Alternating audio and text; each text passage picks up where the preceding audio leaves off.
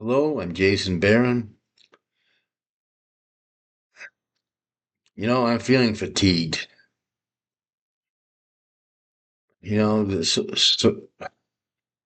People who are supposed to be much more learned than I am are putting out stuff on social media and confusing everybody because they're not making sense. I'm not even going to mention any names or titles with regards to these people. I'm just telling you that I'm getting tired. But I feel that I have to clarify this. Um, I'm going to, in this video, touch on the topics of war and capital punishment as it pertains to the teachings, the traditional and constant teachings of the Roman Catholic Church. Now, they say you can always tell when a book is well read and well loved. Well, this is in three pieces. I've read it so many times. This is the Roman Catechism of the Council of Trent. Now, let me read the back, the description. The Roman Catechism, the Catechism of the Council of Trent. The Catechism of the Council of Trent, called also the Roman Catechism and the Catechism of Pius V, is universally recognized as the most authoritative Catholic catechism ever written. It has been eulogized by popes, theologians, cardinals, and saints. It was ordered by the Council of Trent, edited under St. Charles Borromeo, and published by decree of Pope St. Pius V in 1566.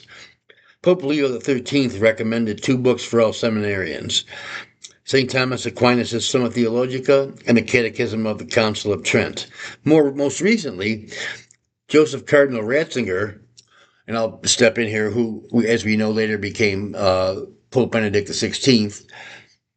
Okay, most recently, Joseph Cardinal Ratzinger, prefect of the Sacred Congregation for the Doctrine of the Faith, called it, quote, the most important Catholic catechism, unquote. Now, that's from a recent pope, Pope Benedict XVI, who called this book the most important Catholic catechism. Originally designed to supply parish priests with an official book of instruction for the faithful, it has been used extensively by the laity in recent years as a steadying guide to orthodoxy in our confused age. Like most great works, this book is simply but authoritatively written and easily understood by all. A remarkable and brilliant work, this guiding light for 400 years will guide alike in today's confusion. Okay, now let's go to the fifth commandment.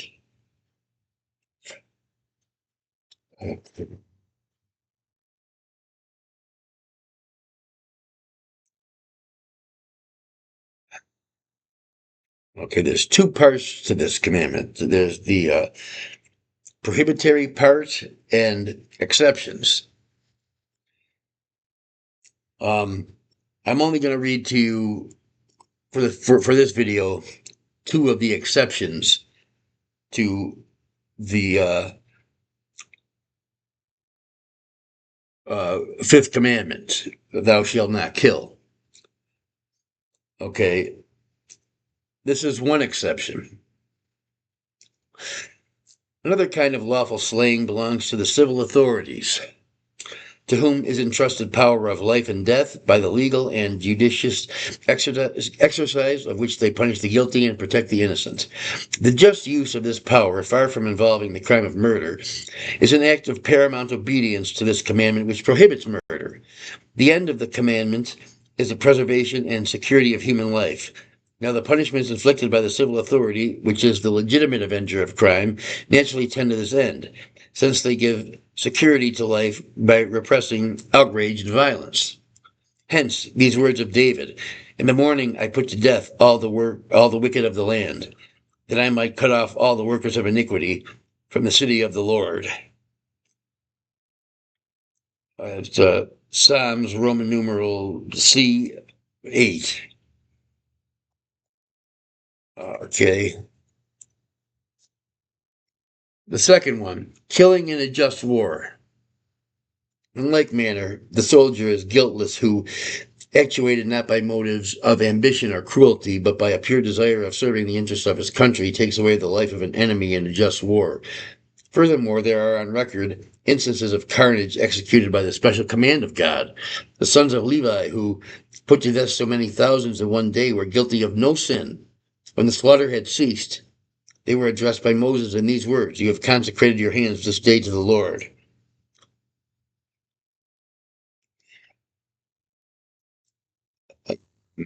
Exodus 32:29. I'm better at Latin than I am at Roman numerals. Okay, anyway, now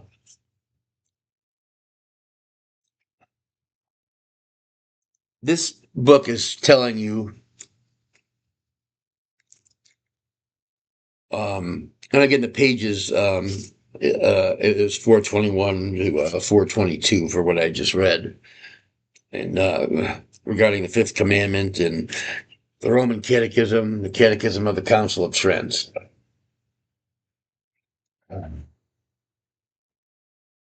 Okay.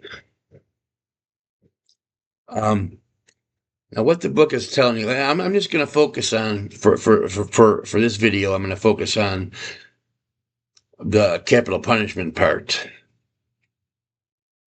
because that's what's been going around lately. The war part that was last week. That's been resolved though. So now they're throwing out there about capital punishment, about whether it's allowed or prohibited by the Catholic faith, as far as whether you could support it or not in good faith as a Catholic. And I just read to you, that you can support it.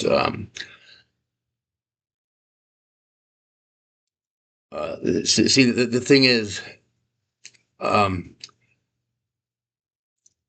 it is permitted to support capital punishment is permitted by the Catholic faith. But that doesn't mean that you have to promote it as a Catholic. As a Catholic, you could say, no, I don't like that. Because it's just something that's permitted. It's just not something that you're mandated to support. But on the other hand, you can't say that you can't say to somebody who so if you're somebody who doesn't support the death penalty, you can't say, oh, well, you can't be a Catholic and support the death penalty. That's not true, because I just read to you, you can be a Catholic and support the death penalty. I mean, the Catholic Church allows for a man to marry a 14-year-old girl, but that doesn't mean that I have to think that's a good idea. That doesn't mean that maybe that the girl's father might not, think that's a good idea. So just because something is allowed doesn't necessarily mean that you have to go along with it. It just means that it's allowed. That it is not forbidden by the teachings of the Catholic Church or by the canon law of the Church. It's not prohibited. Like marrying a 14-year-old girl is not prohibited by the canon law of the Catholic Church. Just as war and capital punishment are not prohibited by the moral law of the Catholic Church. But again, that doesn't mean that you have to promote war or capital punishment as a Catholic. It's one of those where it's Either way, you can support it or you can oppose it. But you can't say that that the Catholic religion is against capital punishment or war. A specific pope might be, in his opinion, he might be against war and capital punishment, but that's just his opinion.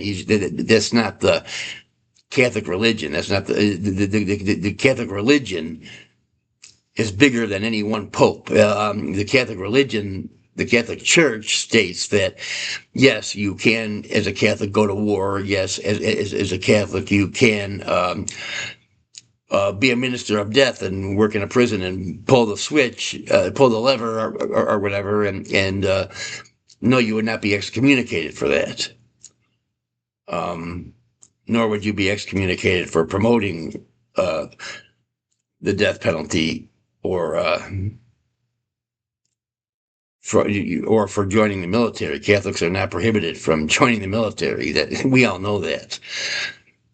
So, I mean, if the Catholic Church was against war, dogmatically, Catholics would be forbidden, like as I believe the Jehovah's Witnesses are, from joining the military, whereas Catholics are not excommunicated for joining the military, nor would they be excommunicated for being executioners, regardless of the opinions of the Pope. So this is where we have to make a distinction between the Pope's opinion and what the Church teaches. Where see people get confused, they think that whatever the Pope says, that's what the Church teaches. No, that's a lot of times, most of the times, that's the Pope says, saying his opinion, which is not binding on the faithful. Again, like I said, a good example is if the Catholic Church was against war, Catholics would be forbidden by their religion to join the military, which they are not. And again, the same applies to being an executioner. If you were that, I don't think they use the electric chair anymore. They do the lethal injection. But if you're a Catholic and you were the guy who administered the overdose of the drugs, you would not be excommunicated for that, for being an executioner, because as I just read to you, the Catholic religion does not forbid capital punishment. The Pope might not like it. He might say he doesn't like it, but that doesn't mean that it's against the Catholic religion. So as a Catholic, you can be an executioner for the state, and you can join the military. I mean, I hope this gets through to, the 2 or 3 people who will listen to this, because I don't want to have to keep fatiguing myself in response to hearing nonsense.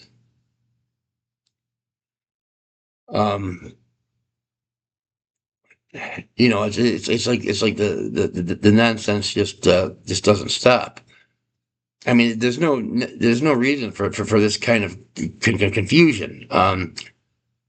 I mean, it's really not that difficult to understand if people would just read. I guess that's where people are they're confused because they don't read.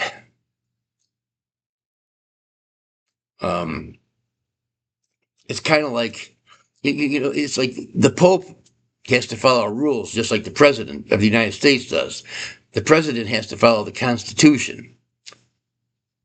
The Pope has to follow the dogmas of the Church. He can't. And just because he may, just because the Pope may say a certain opinion, that doesn't make it binding on the faithful. It's just like if a politician says, say a U.S. politician says,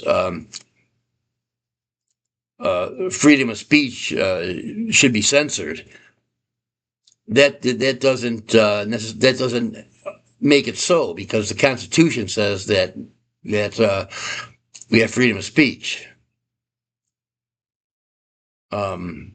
So just as the president is bound by the Constitution, the Pope is bound by the dogmas of the Church and its constant teaching regarding faith and morals. Do you understand? I hope you understand. Whoever is watching this, I hope you understand.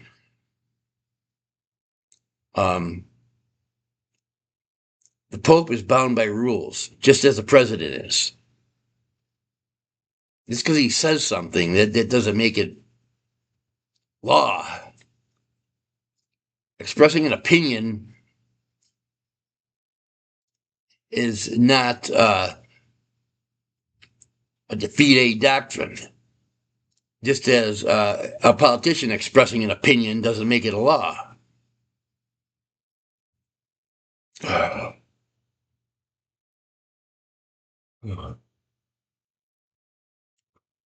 See, is there anything else I need to bring up in this regard? No, I don't think so for today. I think we're done for today. Until the next time I hear nonsense that I have to respond to, I'm Jason Barron. I will speak to you again soon.